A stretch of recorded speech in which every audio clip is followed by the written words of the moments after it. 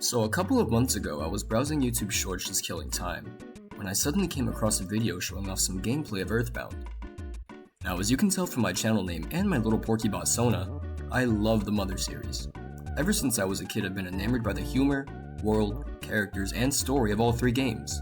In fact, I love the Mother series so much that I own Earthbound 3 times. Yeah, I've got it in English, Japanese, and Spanish. But this version of Earthbound being played on this YouTube short wasn't the original game, but a ROM hack of it called Mother 2 Deluxe 3.0, the final build. This was a ROM hack that added new areas, bosses, and even a post-game. But to be real for a second, this is actually a hack I've known for a couple of years now.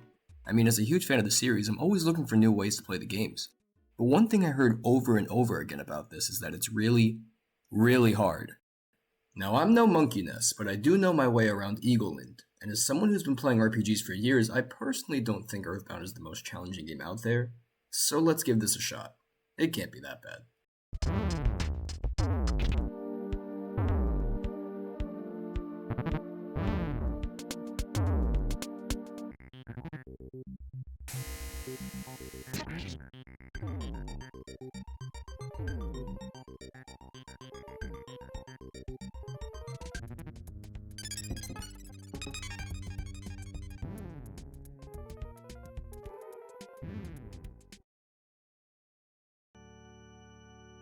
Oh my God!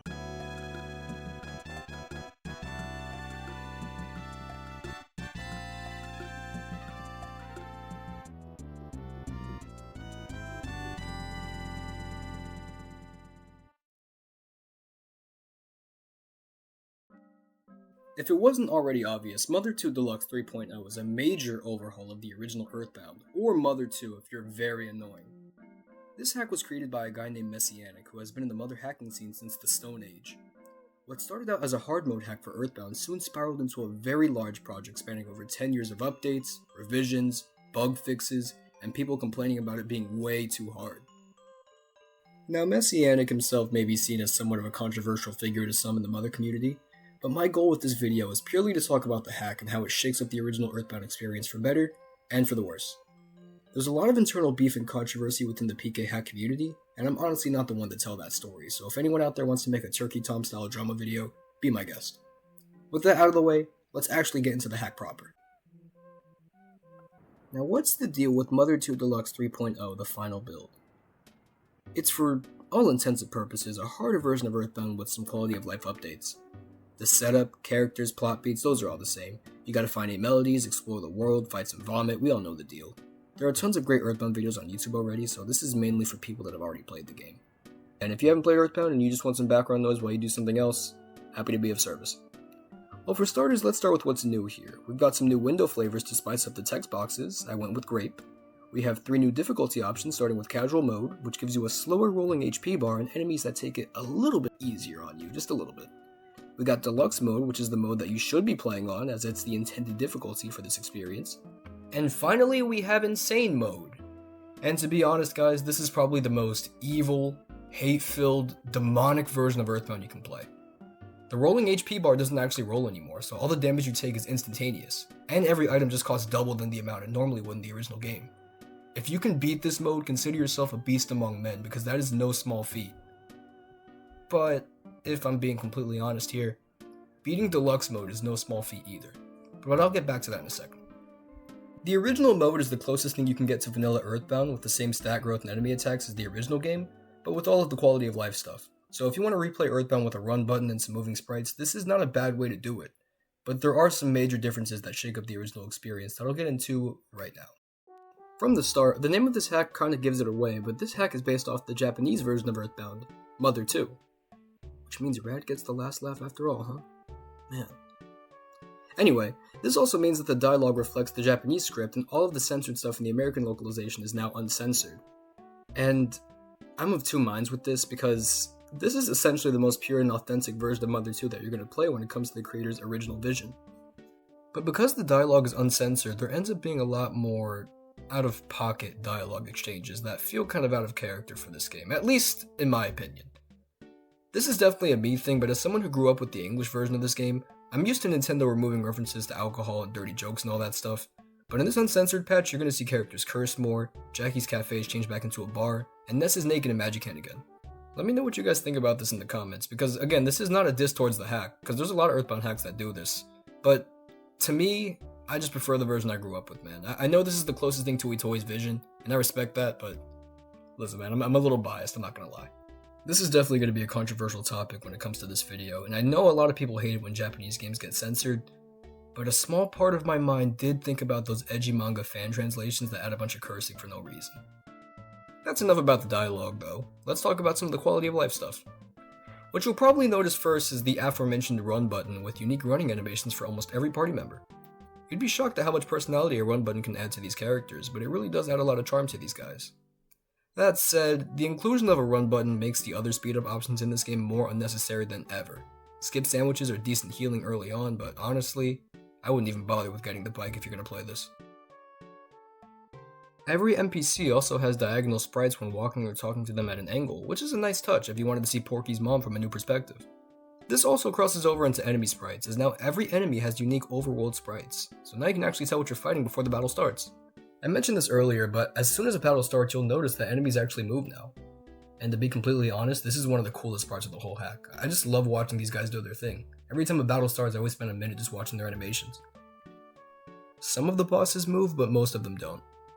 To compensate though, a lot of them have been given new sprites to make them look a lot more imposing, and the fact that these guys don't move makes them more unnerving.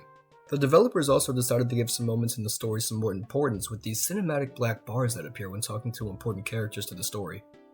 I thought this was cool at first, but as you keep playing, the effect kind of wears off, at least for me. I honestly kind of forgot about these until I had to write this part out. There are a bunch of other quality of life things that streamline the original experience into something a lot less annoying, like having ATM machines in more places, having a separate menu for plot important items, being able to buy items in bulk, and much, much more. Mechanically, they could have just stopped there and I would have considered these features worth the revisit alone, but on top of all that quality of life stuff, they even threw in a bunch of hidden costumes all over the game. Some of these costumes range from references to enemies, characters, and even other games entirely. These costumes are hidden in these new present boxes, and unless you have a knack for exploration, you may have a hard time finding these. But still though, how cool is that, man? With something like this, every playthrough can truly be personalized. And for greater attention to detail, these costumes even show up in the Lost World. With the inclusion of these and the fact that the Chosen 4 now have unique poses for taking pictures, this is a version of Earthbound that adds so much charm and whimsy to the original game, oozing with that stuff already. To some of you watching this may seem like the definitive version of the game, and honestly, I would agree with you to an extent, but now it's time to address the elephant in the room. As I mentioned before, there are 4 difficulty options for you to select when you make a new save. As you scroll through each option, you'll notice that each comes with its own disclaimer attached. As a longtime Mother fan, the most enticing part of this hack to me were the new areas, because as cool as the quality of life stuff is, I played Earthbound at least 13 times at this point, so most of my revisits these days are usually under new stipulations, like playing with a friend who's never played it before, or trying out the Earthbound randomizer that's pretty fun to mess around with. The thing is that these new areas are locked behind the Deluxe and Insane mode difficulties, which means that if you're playing the original or casual mode, you're not seeing these new dungeons with unique enemy encounters, visuals, and exclusive skins. You may be asking yourself, alright then, but on Deluxe mode, how hard could it be? And you saw a glimpse of it earlier.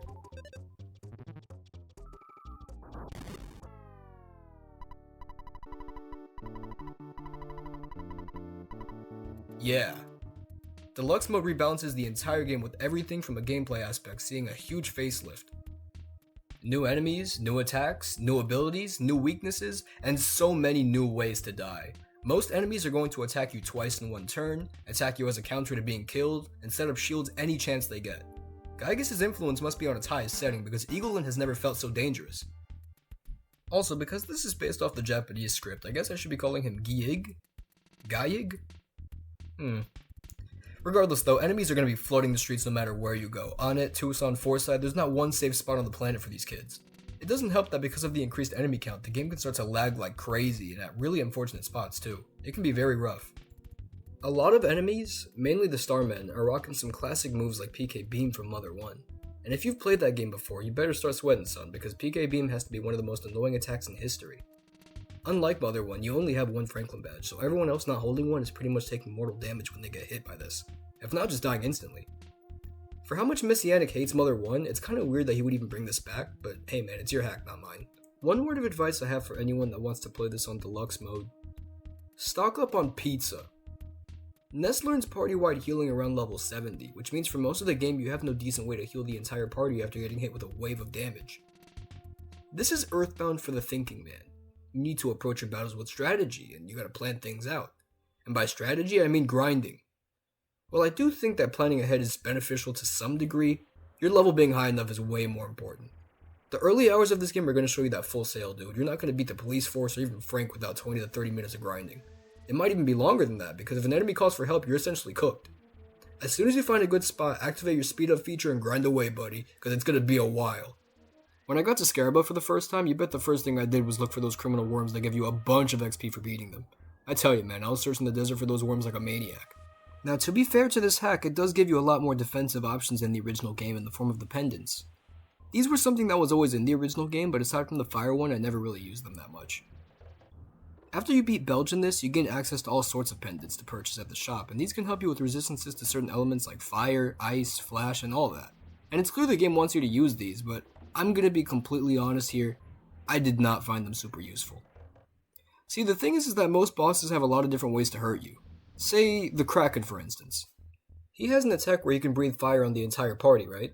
I guess that means we should all rock fire pendants. Okay, now we've got fire pendants on, but now he's using PK Flash and it ends up killing half of my party and the other half is numb. Pendants only help so much because they mainly only cover one or two kinds of attacks, and it isn't until a lot later that you find some that resist multiple elements at once. Now, all equipment has inherent resistances to certain status, and you can definitely mix and match to see what gives you the best results. But ultimately, I feel like there's just too much left to chance in this version of the battle system. Grinding was honestly the best solution to most of my problems because of how random the enemies are. And that kind of sucks to say because they made all these new systems that I'm not using. But while it seems like most enemies have the upper hand in most fights, you do have a couple tricks up your sleeve too. In terms of new abilities, let's take it from the top with the Chosen 4. Starting with Ness, he's mostly the same as in the vanilla game, but he's been given one major significant advantage in combat, and that's his hypnosis ability. This, alongside paralysis, were things he always had in the original, but aside from cheesing the final boss fight, I never really used Ness's support abilities. Earthbound is a game where you could always get by doing basic attacks and the occasional healing here and there. Also, I named PK Rockin' in this hack PK Fecal because to me there's nothing more terrifying than getting hit with a tornado of diarrhea. But going back to hypnosis in this game, it's actually become one of the best abilities. If Ness can manage to put an enemy to sleep, the next bash attack you use on them will be a critical hit no matter what. This became an essential strategy for moments where Ness needs to fight alone, or if you just want to do a huge amount of damage on an enemy giving you a tough time. Ness's healing has also been revamped slightly. After he learns Healing Alpha, he learns a party-wide version of it that's actually pretty useful for mid-game. He then finally learns Healing Beta, which actually revives party members now. I never thought the healing system needed to be streamlined, but alright. Also, if you're gonna give a party-wide version of healing, why not life up, man? Like, come on. Level 70? That's way too long. Aside from that, though, Ness is pretty much the same. He's got light and power shields that you'll be using at the start of every boss fight, and healing for when your party members eventually take mortal damage. Hailing from Mother 3, Ness also has access to PK Ground. It's one of his most expensive abilities, and it only works on grounded foes, but this move is essentially required on the final boss because of its huge damage and chance of immobilization. This next mechanic isn't exclusive to Ness, but I figured now would be a good time to bring it up. It's that each equipable item now has its own unique item interaction in battle. Let's say, for example, one of your characters has a yo-yo equipped and you see a row of enemies. Your yo-yo will hit every enemy in that row. This was amazing for early game grinding and giant step, and even later on when you have to fight a bunch of fobbies that can actually kind of destroy you this time around. Slingshots also have the unique property of being able to ignore shields, so any power shield an enemy puts up means nothing to the power of a slingshot. Ultimately, baseball bats are still the strongest weapons that you'll end up using with Ness, and they don't really have any perks besides hitting harder than everything else. You can also equip different weapons mid-battle, and unlike the original game, you can even attack after selecting them. Check out this awesome kill I got on the Titanic Ant after switching from my yo-yo to the baseball bat.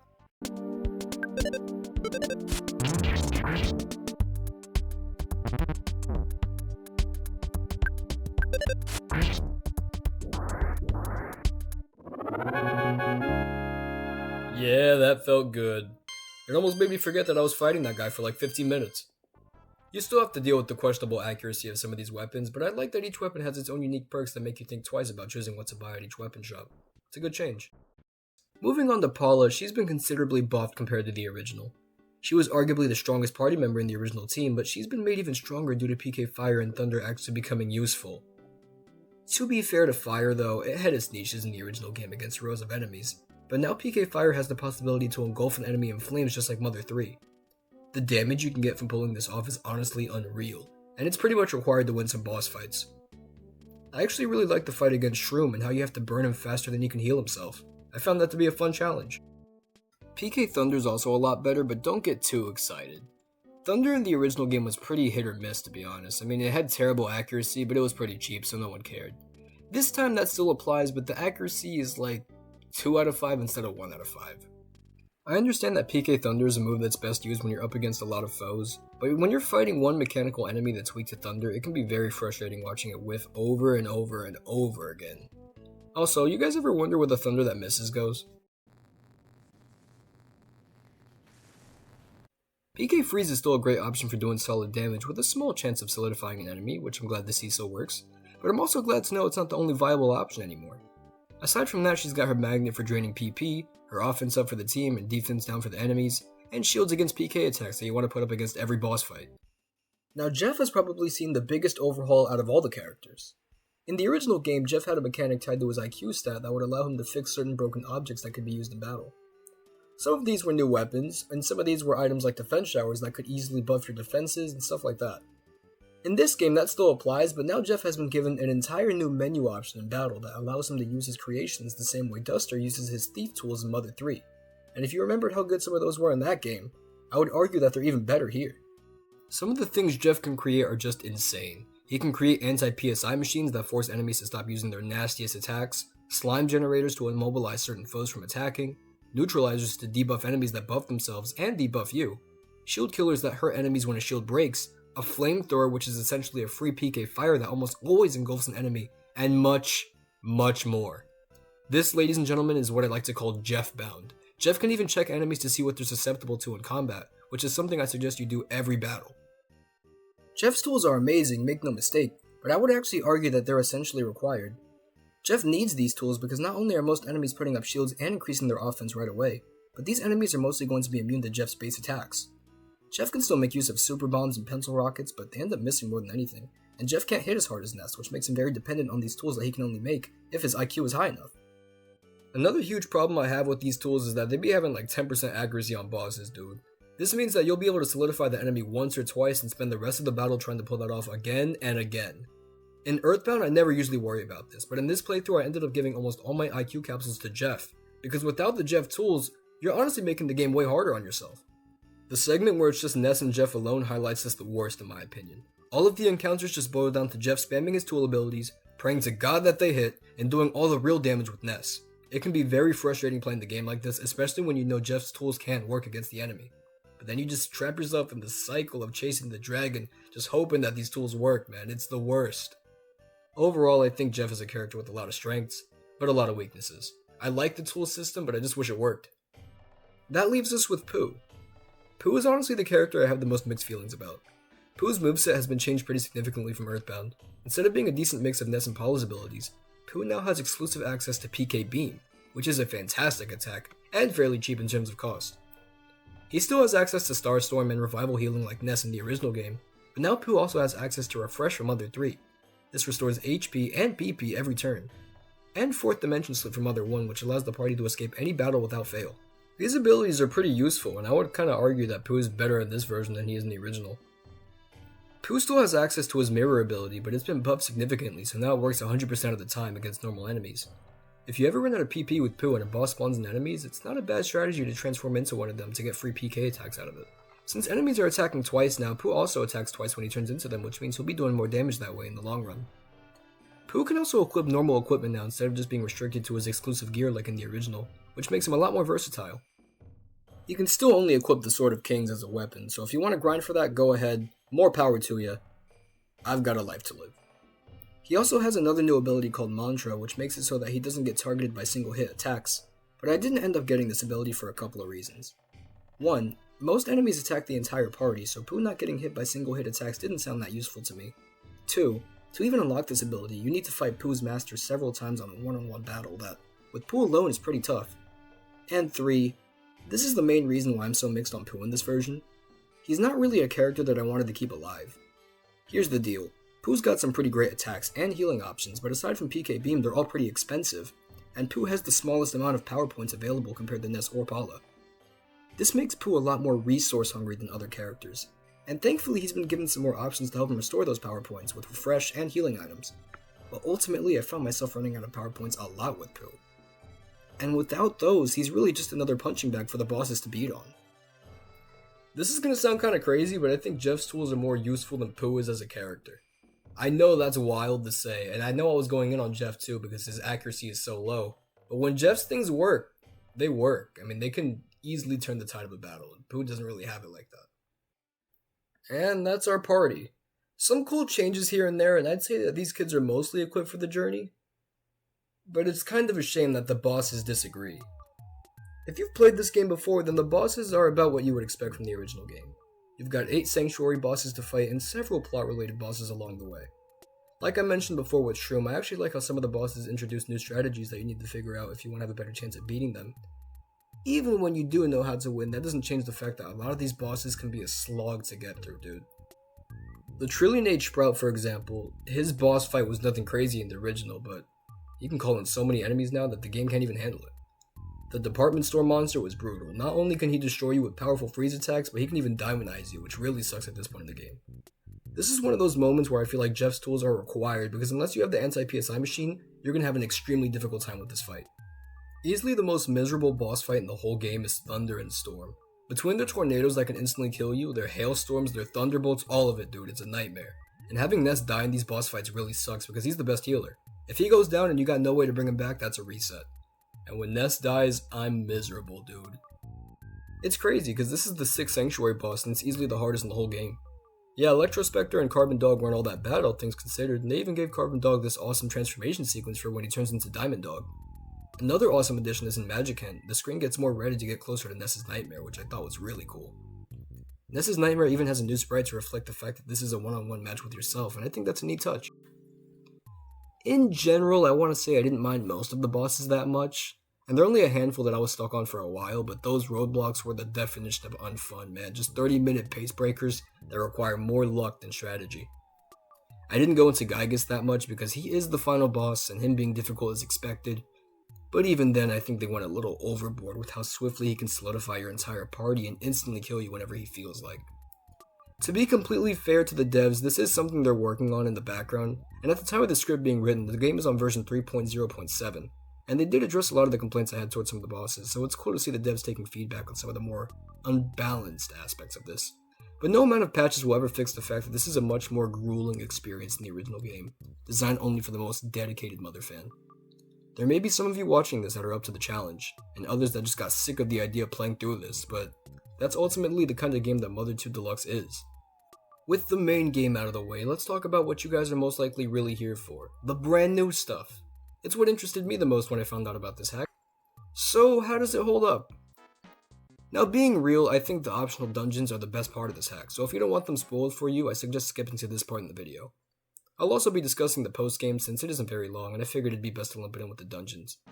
If you're thinking this hack looks way too hard and would rather just hear me talk about it than playing it for yourself, then stick around. Still here? Cool. Now, to call these areas optional dungeons isn't exactly accurate, since a lot of them don't exactly fit in with the dungeon mold. Some of these are more so just new areas in the world of Earthbound that have their own unique encounters attached to them. There are 6 new dungeons and a couple new areas, starting with this bug-themed dungeon in Saturn Valley that you can access as soon as you get there, which you shouldn't do, trust me.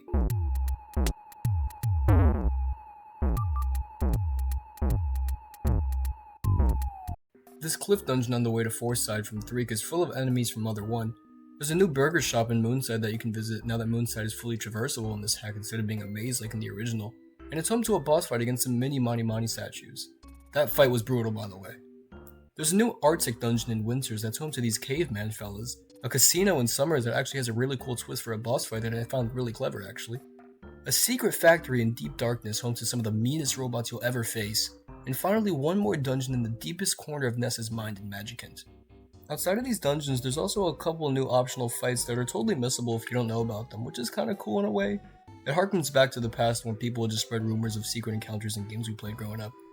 Some of you hardcore Mother fans may have picked up on this, but a lot of these areas are actually based off locations displayed in the Mother 2 novelization.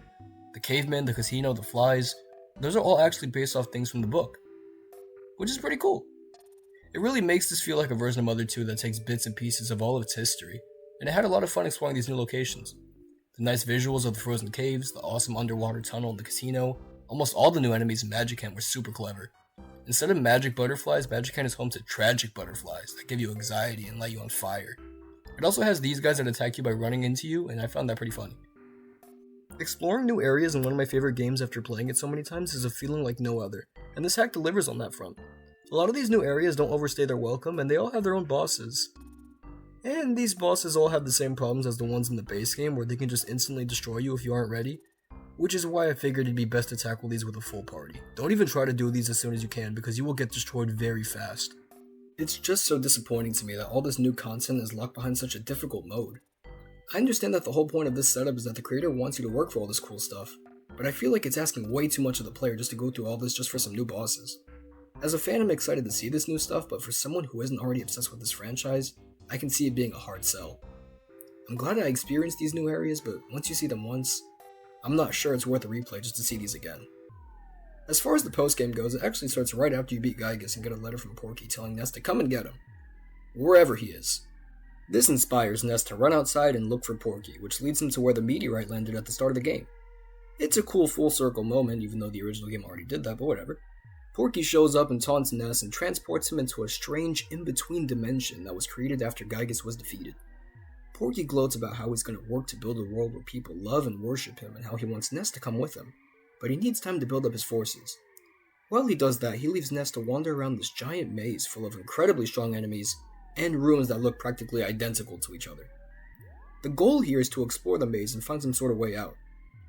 As you explore, Porky will phase in and out to taunt you about how his plans are going, and it's clear that this is all set up for Mother 3, which I think is pretty cool, but I think this segment could have been handled a little better. I wandered around for 35 minutes fighting enemies thinking I had to get to level 100 to progress the plot, and so I found this ultimate yo-yo that was weaker than the bat I already had, but it was decent for taking out rows of enemies, so it wasn't that bad. After that, more wandering, and then Porky shows up one last time, looking a little different than normal, and it looks like he's picked up a bit of a cough.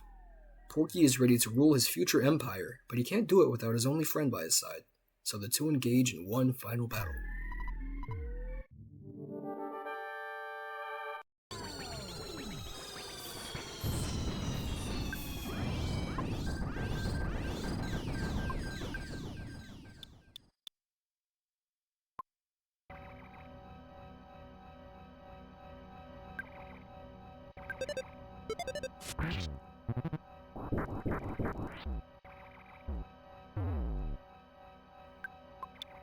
The mood for this fight is actually pretty creepy. With the background looking ominous, the music is pretty eerie, and Porky's looking a little pale. Still though, nothing can stop Ness, and with attacks, Porky's machine starts to go haywire, and his portal to the future opens up, sucking him through, and that new yo-yo that Ness picked up, oh well. Porky calls out to Ness one last time, calling him his friend, and that's it. Porky's sucked to the future, Ness is back home, only for him to wonder, what was all that about? And then he goes to bed. The post-game is interesting for sure, and it's the only new content accessible if you play the game on casual, which is cool. I always appreciate it when fan developers try to tie up some loose ends that the developers leave when making games, and for the most part I think the new story is handled well. I just wish that maze wasn't so obtuse, man. I was wandering around there for almost an hour and I didn't even know where I was going. So we've covered a lot today. As I played Mother 2 Deluxe, I went through all the stages of grief, and by the time I was finished, I was drained. As much as I liked the new stuff, having to drag my feet through shards of glass just to access it left me with a sour taste in my mouth, man. I was pissed off with this game. I was ready to write this hack off as trash when one huge thing happened upon completing the post-game. I unlocked an extras menu? And achievements? Also, when I saw that cute little Ness face in the corner, a lot of my anger did dissipate. I guess I can't stay mad at you, Ness. For beating this hack, you unlock a dev room where you can talk to all the people that worked and contributed stuff toward the game. In the dev room, you can get lots of insight on aspects that went into the creation process of the hack. And I'm not gonna lie, a lot of this dialogue opened up my mind a bit when it came to my feelings on this. Hearing anecdotes from people that beat older versions of this hack more than 6 times was nuts, but when they spoke about how much fun they had doing it, it made me think that ultimately, maybe instead of calling this hack horribly unbalanced and unfun, maybe it just wasn't for me. I'm sure both can be true, but there is an audience for this kind of hack. I've played lots of hacks like this that add similar features to other games like Final Fantasy VI and Mario RPG, and people really get into those. Mother 2 Deluxe is a hack that will punch you in the stomach, kick you in the face, spit on you for good measure. But then it'll show you a cute video of pigs playing in mud, and that'll reel you back in for another 6 hours of grinding. If you love Mother as much as I do, I don't think it would hurt to check this out if you're somewhat curious. And by the time you play this, I'm sure you'll enjoy it even more than I did thanks to the constant bug fixes that it's been receiving. The Mother community is full of super talented and passionate people creating new spins on games they love, so even if this hack isn't your speed, there are tons of other awesome Mother-related projects to look out for, like the Earthbound Beginning Super Nintendo remake, or Mother 2 Squared, and even some Mother-inspired projects like Stars in Time or Kingdoms of the Dump. I especially can't wait for that one looks awesome. So, while Mother 2 Deluxe may not be for me, maybe it'll be for you. Thanks for watching and like and subscribe and all that crap. I have some more videos planned that are Mother and non-Mother related, so I hope you'll check those out when they're ready. In the meantime, though, I should probably come up with a good YouTuber end slogan.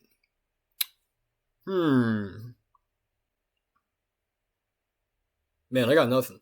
If you guys got a good YouTuber end slogan, just put it in the comments. I'll take a look. But yeah, that's all I have to say for now. So see ya.